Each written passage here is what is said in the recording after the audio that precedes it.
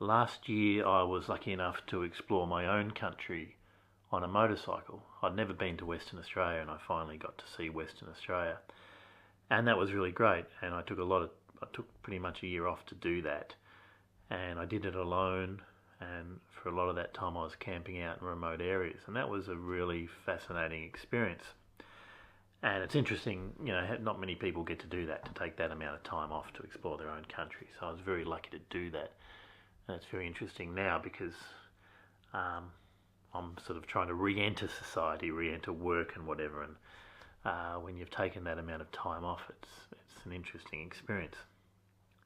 I had a friend in Sydney who suggested I visit a place called the Burrup Peninsula, where there was some rock art, Aboriginal rock art that was being affected by industry on the peninsula.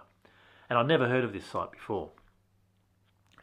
And I turned up there one morning and just arrived in this car park and happened to find a group of people and asked them, hey, you don't know where some of this rock art is? I really knew nothing about it.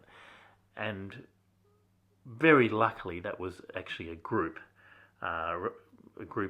tour that was being run by a local guy, a local accountant, Gary Slee, who was just passionate about the rock art and took these free tours to show people. He just wanted to get the word out there of how important this place was.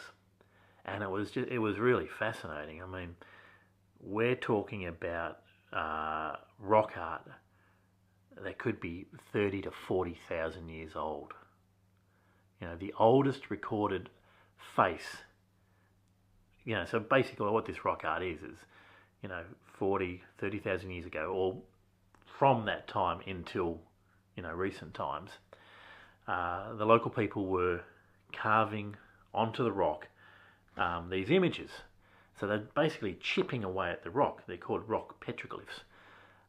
And let's put it into perspective. Stonehenge, maybe 4,000 to 3,000 years old. We're talking 40,000 years old. We're talking pre-Ice Age. And some of the older pieces were the pieces that were really quite intricate. And you could see this change through the history of time. You could see it back 30, 40,000 years ago, it was like a living paradise. The local people talk about when the earth was soft. And, Gary did this great tour where he'd walk up and he'd say, have a look here, you can see some cockle shells. And he said, this is always a good sign there's going to be art around. He said, look, there's water, there's cockle shells. The cockle shells were like their takeaway food. And there was so much history just on the ground, like stones where they could, carve things. It was just phenomenal, a phenomenal place. And this imagery was just like nothing I've ever seen. The archaic stage is the earlier stage where there's these amazing geometric patterns, dots and faces, and it was just a phenomenal thing to see, and it's really had an effect on me. It's really sort of given me an understanding that Australia had some of the oldest history in the world, some of the oldest examples of advanced civilization in the world. Art is a sign that people have free time and they have an understanding of who they are, and even the fact that they drew their faces. So when you look at this art, you've got that archaic period, which is way back, 30, 40,000 years ago, and then you've got other stages of art, like, I suppose during the Ice Age things were a bit tougher. There's stick figures. And then later on, there's pictures of the wildlife.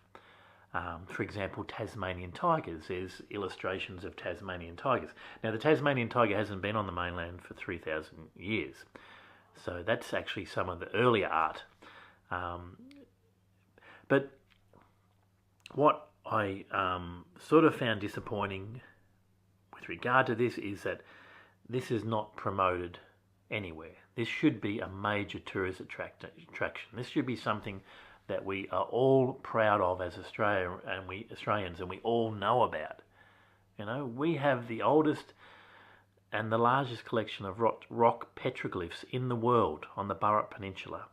Now, since the 60s and 70s, the Burrup Peninsula has been designated as an industrial zone.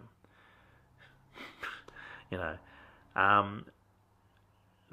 and you've got oil and gas, you've got factories, you know, making fertilizers, ammonia. I mean, it just doesn't make any sense. This place has got local heritage listing, but it hasn't got world heritage listing.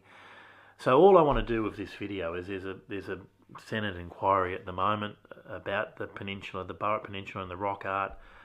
There's a lot of people who understand the importance and significance of this site, and there's like this, I don't know whether you'd call it a battle, but there's industry and there's the rock art. The people who are wanting industry on the Burrup Peninsula, and the people who want it to be, you know, recognised as an important World Heritage site. And so I just wanted to make this little video and to make people aware of it. You know, to make people aware that both Australians and tourists, we have one of the most phenomenal ancient rock art sites in the world. And if you're visiting Australia, I thoroughly recommend going there, dropping into Karratha, taking a trip out to the Burrup Peninsula, finding a local guide, and having a look, because it just, there's something special about it. And you know, for all the Australians listening, I just want you to make you aware of it also, that it's a very special place and it should be protected. And you know, I think we need to look at, take a stronger look at it and try and put things in place to make sure it doesn't get damaged, and give it the respect it deserves. That's all, you know. All right, that's all I got to say. 7 minutes. Fuck, bit of a waffle, but anyway. Bye.